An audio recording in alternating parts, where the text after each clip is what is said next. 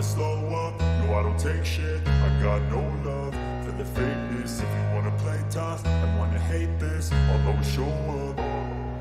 I don't ever slow up, no I don't take shit. Welcome back to my channel, Digital Edu. If you wanna play tough and wanna hate this, I'll always show up and make a statement. I don't ever slow up, no I don't take shit. I got no love for the fakeness. If you wanna play tough and wanna hate this, I'll always show up and make a statement.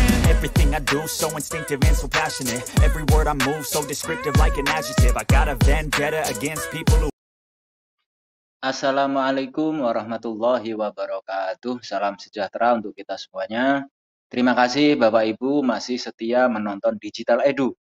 Kabar tentang pegawai non-ASN atau tenaga honorer. Jadi bahwa Sebelum ada kita ini lanjut, langkah tekan like, strategis penataan subscribe, dan pegawai nyalakan non-ASN lonceng atau tenaga notifikasi honorer. agar selalu Yuk update kita info simak terbaru hingga dari akhir Digital Edu. videonya.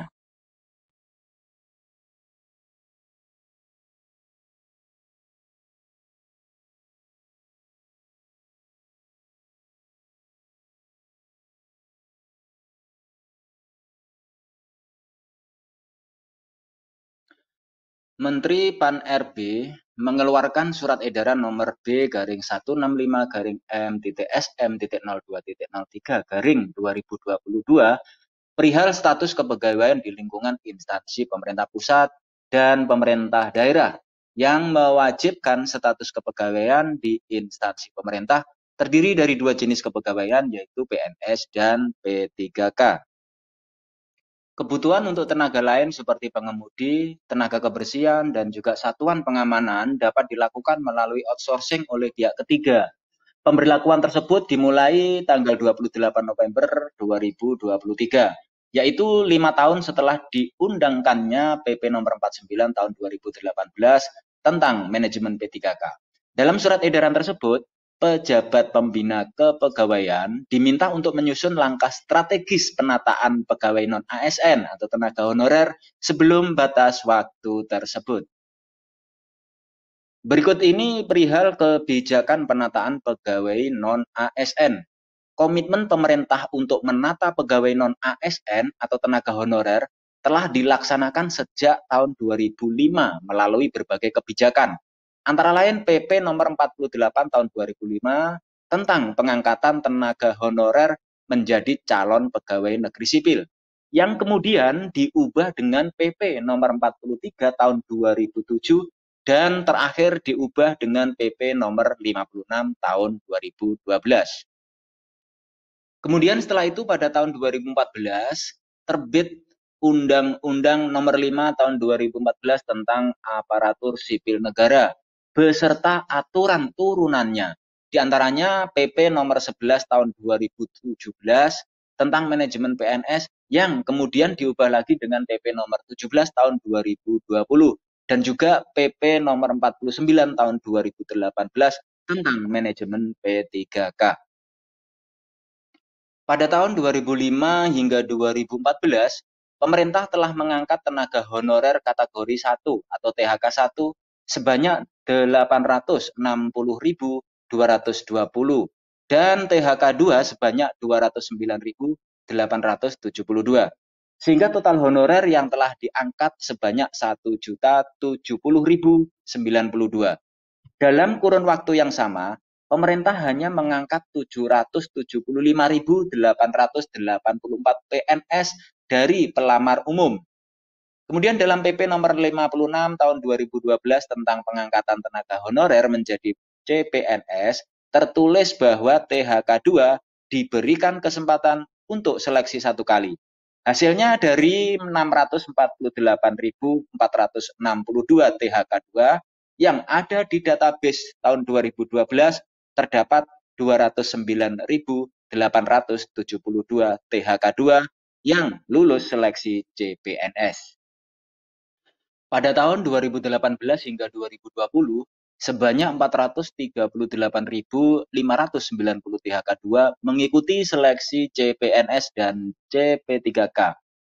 Per Juni 2021, terdapat sisa THK 2 sebanyak 410.010 orang. Dari 410.010 orang THK 2 tersebut, terdiri atas tenaga pendidik sebanyak 123.502. Kemudian tenaga kesehatan 4.782, tenaga penyuluh 2.333, dan tenaga administrasi 279.393.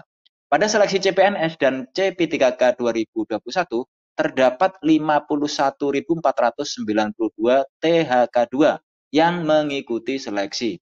Sementara yang lulus seleksi masih dalam proses penetapan NIP dan pengangkatan. Selanjutnya adalah permasalahan penataan pegawai non-ASN.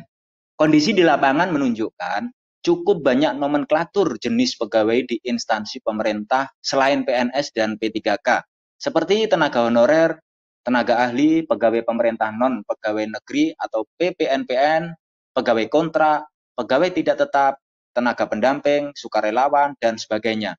Dengan tingkat pendidikan, keahlian, dan standar gaji yang berbeda-beda. Jangka waktu penataan pegawai non-ASN atau tenaga honorer sudah sangat dekat, yaitu sebelum tanggal 28 November 2023. PP yang mengatur tentang manajemen P3K mengamanatkan PPK di instansi pemerintah untuk tidak melakukan perekrutan pegawai non-ASN atau tenaga honorer. Namun rekrutmen terus dilakukan yang membuat permasalahan pegawai non-ASN tidak berkesudahan hingga saat ini. Masalah yang kemudian muncul adalah kekuatan anggaran masing-masing instansi pemerintah untuk membiayai P3K dan tenaga alih daya atau outsourcing. Undang-Undang Nomor 1 Tahun 2022 tentang hubungan keuangan antara pusat dan daerah memberikan penekanan mengenai batas maksimal belanja pegawai sebesar 30% dari APBD dan batas minimal belanja modal minimal sebesar 40% dari APBD. Penerapan kebijakan ini juga menimbulkan kekhawatiran terhadap keberlangsungan pelayanan publik yang akan terkendala setelah tanggal 28 November tahun 2023. Nah, dengan munculnya berbagai masalah tadi, maka diperlukan sebuah langkah strategis. Perlu dilakukan pemetaan kebutuhan SDM organisasi sesuai analisis jabatan dan analisis beban kerja. Kemudian kementerian atau lembaga atau pemerintah daerah, biasa disingkat dengan KLPD, melakukan pendataan dan pemetaan pegawai non-ASN atau tenaga honorer di masing-masing instansi pemerintah. KLPD mendorong pegawai non-ASN atau tenaga honorer untuk melamar sebagai CPNS dan CP3K sesuai hasil pemetaan kebutuhan SDM di instansi tersebut. Langkah strategis yang kedua adalah pelaksanaan seleksi CPNS dan CP3K terhadap pegawai non-ASN atau tenaga honorer agar disesuaikan dengan substansi tugas dan pekerjaan yang diemban selama ini. Karena secara substansi, pegawai non-ASN sangat ahli di bidangnya masing-masing. Jika pelaksanaan seleksinya disamakan dengan seleksi umum, akan sulit bersaing dan lolos. Padahal keahlian mereka sangat dibutuhkan oleh instansi tersebut. Saat ini pemerintah sudah membuka seleksi CP3K melalui jalur afirmasi, di mana ada tambahan nilai seleksi kompetensi teknis kepada guru honorer dengan masa kerja 3 tahun sesuai Permen Pan RB nomor 20 tahun 2022 tentang pengadaan P3K untuk jabatan fungsional guru pada instansi daerah tahun 2022. Diharapkan seleksi jalur afirmasi ini juga dapat diterapkan untuk seleksi CP3K jabatan fungsional lainnya yang terdapat dalam Keputusan Menteri PAN dan RB nomor 76 tahun 2022 tentang perubahan atas Kemenpan RB nomor 1197 tahun 2021 tentang jabatan fungsional yang dapat diisi oleh P3K. Langkah strategis yang ketiga adalah melakukan kerjasama atau kemitraan dengan swasta yang bergerak di bidang penyaluran tenaga alih daya atau outsourcing. Pegawai non-ASN atau tenaga honorer yang selama ini mengabdi di instansi pemerintah yang tidak terserap melalui jalur CPNS dan CP3K agar dapat direkrut dan disalurkan oleh pihak swasta yang menyalurkan tenaga alih daya atau outsourcing tersebut, sehingga dapat dipekerjakan kembali di instansi pemerintah sesuai kebutuhan dengan mekanisme outsourcing. KLPD juga dapat melakukan kerjasama atau kemitraan dengan Kementerian Ketenagakerjaan maupun Dinas Ketenagakerjaan yang ada di daerah untuk dapat memberikan pelatihan-pelatihan kepada pegawai non-ASN atau tenaga honorer yang selama ini sudah mengabdi di instansi pemerintah untuk dapat disalurkan ke BUMN atau BUMD maupun perusahaan swasta yang membutuhkan. Selanjutnya, langkah strategis juga harus diambil oleh pemerintah. Nah, pemerintah pusat perlu melakukan sejumlah langkah-langkah strategis, yakni yang pertama, merevisi PP nomor 49 tahun 2018 terkait batas waktu penghapusan pegawai non-ASN atau tenaga honorer. Untuk kementerian dan juga lembaga, penghapusan pegawai non-ASN atau tenaga honorer tetap dilaksanakan sesuai jadwal semula, yaitu sampai dengan 28 November 2023. Tetapi untuk pemerintah daerah, baik itu provinsi, kabupaten, maupun kota, penghapusan pegawai non-ASN atau tenaga honorer perlu ditambah 2 tahun lagi menjadi 28 November 2025. Diharapkan dengan tambahan waktu 2 tahun tersebut, pemerintah daerah dapat menata pegawai non-ASN atau tenaga honorer.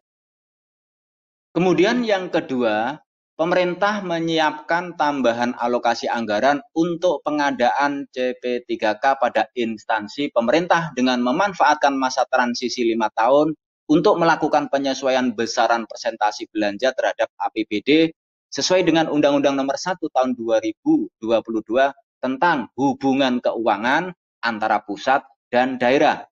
Masa transisi tersebut dapat digunakan oleh pemerintah daerah untuk penataan SDM, termasuk di dalamnya pengadaan CP3K, dengan tetap memegang teguh prinsip efisiensi dan efektivitas organisasi.